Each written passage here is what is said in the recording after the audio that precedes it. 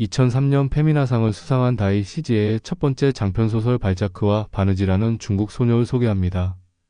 중국 태생으로 프랑스에서 영화 감독과 소설가로 맹활약 중인 다이 시지에는 2000년 프랑스에서 발자크와 바느지라는 중국 소녀가 출간되자마자 그해 최고의 베스트셀러가 되었다. 또한 영화로도 만들어져 2002년 칸 영화제에서 상영되었고 2000년 국내에서도 소설 속으로 사라진 여자라는 제목으로 출간되어 마니아층의 전폭적인 지지를 받았다. 발자크와 바느지라는 중국 소녀는 마오의 문화 대혁명 시기 하방 정책의 일환으로 재교육을 받기 위해 하늘긴 꼬리닭 산이 있는 산골로 보내진 두 젊은이의 괴로운 체험담으로 작가의 자전적 소설이라고 한다. 모든 대학이 휴교했고 젊은 지식인들, 다시 말해 중등 교육을 마친 학생들은 가난한 농민들에게 재교육을 받기 위해서 농촌으로 추방되었다. 마오쩌둥이 그런 결정을 내린 진정한 이유는 명확하지 않다.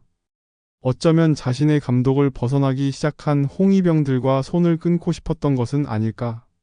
아니면 새로운 시대를 갈망하는 혁명가의 환상이었을까? 이 질문에 대답할 수 있는 사람은 아무도 없었다. 그 당시 로와 나는 음모자들처럼 비밀리에 그 이유에 관해 자주 토론하곤 했다. 우리가 내린 결론은 다음과 같았다. 마오는 지식인을 미워한다고. 부르주아 집안 출신이라는 이유로 두 젊은이는 산간 벽촌에서 농사를 짓거나 탄광에서 노동을 하면서 그곳에서 만난 바느지라는 소녀와의 사랑과 우정에 대한 이야기가 전개된다.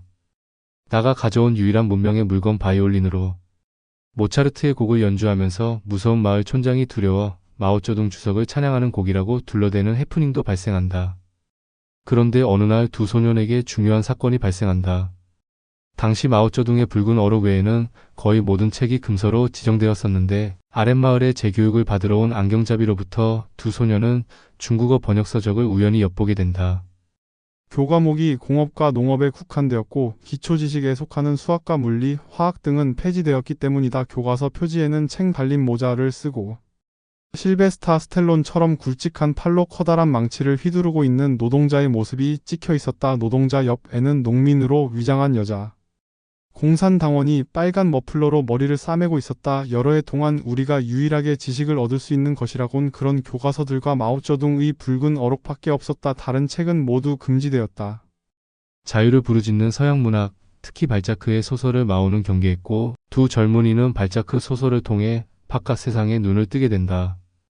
그리고 두 소년이 읽어준 발자크 소설에 매료된 바느질 소녀는 소설 속 여주인공을 동경하며 새로운 삶을 갈망하게 되었고 급기야 긴 머리를 자르고 새하얀 스니커즈를 신고 도시로 떠나는 것에서 소설이 마무리된다. 재봉사의 말에 의하면 그에 따른 면회공안위원회에서 장기 여행에 필요한 각종 서류와 증명서를 비밀리에 신청했다는 것이다. 그러곤 떠나기 전날에야 비로소 자신이 새 삶을 살기 위해 대도시로 떠나기로 했다는 계획을 아버지에게 털어놓았다는 것이다. 발자크와 바느지라는 중국 소녀는 작가가 어느 인터뷰에서 밝혔듯 책이 인생을 바꿀 수 있다고 진지하게 생각한 세대의 책에 대한 동경과 찬사를 담은 소설이라고도 할 수 있다라고 전했다. 중국이 자유의 눈을 뜨기는 했지만 교양에 대해서는 거의 관심이 없는 것 같다.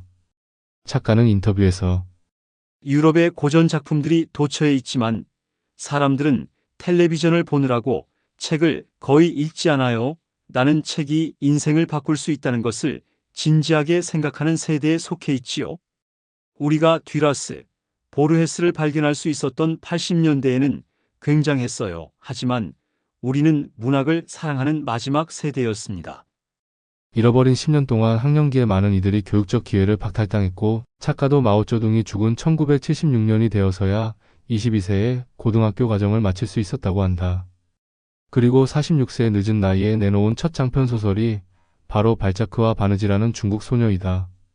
소설을 통해 작가의 그동안 갇혀있던 세상으로부터 다른 세상에 대한 갈망, 서양 문학을 통해 인간 욕망에 대한 자유로운 표현 욕구가 잘 드러나 있다.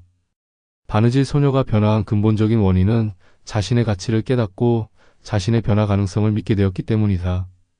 물론 변화의 자극제는 발자크의 책이었다. 바느질 소녀는 마지막에 이렇게 말한다. 발자크 때문에 한 가지 사실을 깨달았다는 거야. 여자의 아름다움은 비할 데 없을 만큼 값진 보물이라는 걸. 바느질 처녀에게 발자크 책이 인생책이 된 것처럼 여러분의 내적 성장의 동력이 되었던 인생책은 무엇이 있었나요?